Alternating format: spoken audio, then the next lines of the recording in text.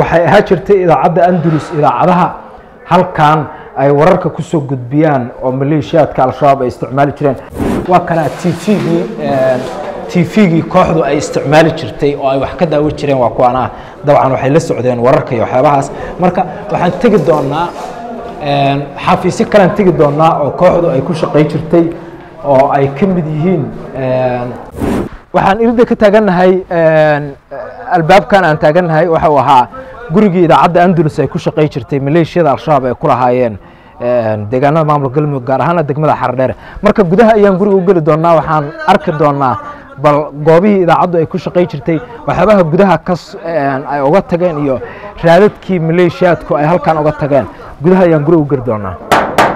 qolkan iyo qolal kaleba waxay ka mid ahaayeen goobihii idaacadda Andalus ay ku shaqeey jirtay ee magaalada Xardheere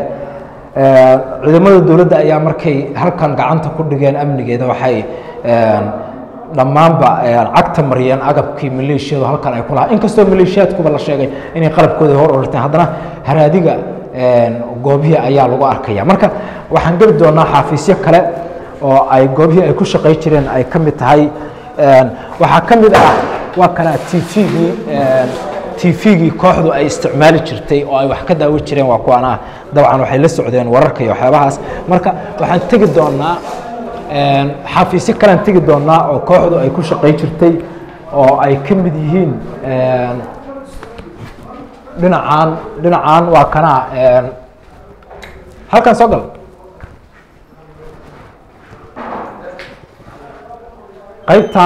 qaybta chiefka u ahayd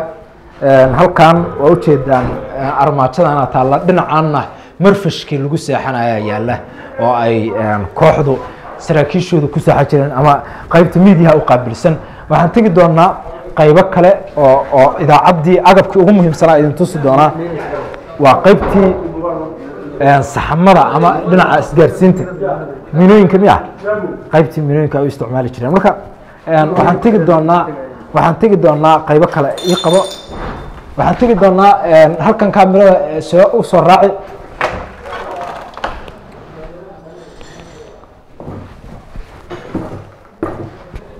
qaybtanna waxay ka mid tahay si fiican halkan kaamirada ugu qabo waa ujeedaan dhammaan agabkii ayaa yaalla xafiisyadii u ahaa jiray oo idaacaddu ugu isticmaalaa jirtay waxay ahaa jirtay idaacadda Andalus idaacadaha halkan ay wararka ku soo gudbiyaan oo maleeshiyaadka al-shabaab ay isticmaali jireen inkastoo ay rarteen markii ay ka carareen ba halkan oo dhowr iyo 10 bari ciidamadu la wareegeen waxaan tusi doonaa iyadana goob kale oo kamid ah goobihii ay ku shaqeyn jireen